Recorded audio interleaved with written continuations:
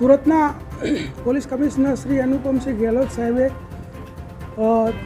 તમામ પોલીસને સૂચના આપેલી છે કે ભાઈ દેશ વિરોધી જે પ્રવૃત્તિઓ કરતા હોય અને જે ડ્રગ્સની પ્રવૃત્તિઓ કરતા હોય એના ઉપર સખતમાં સખત કાર્યવાહી કરવાની એસઓજી બ્રાન્ચને, પીસીબીને તમામને સૂચનાઓ આપવામાં આવેલી.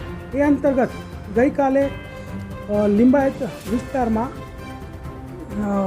એક ન્યૂઝ ચેનલની જે 3 નંબરની ઓફિસ છે ત્યાં છેલ્લા 2 મહિનાથી અમારા એસઓજીના કર્મચારીઓ વિવિધ રીતે કોઈ લારીવાળાના વેશમાં, કોઈ ગલ્લા ઊભા રહીને કે કોઈ બીજી રીતે અન્ય રીતે 2 મહિનાથી વોચ રાખતા હતા. અને ગઈકાલે સાંજે લિંબાયત વિસ્તારમાં રેડ કરી અને 9,36,100 રૂપિયાની 500 અને 200ની ચલણી બોગસ ચલણી નોટો ઝડપી પાડવામાં આવેલી છે.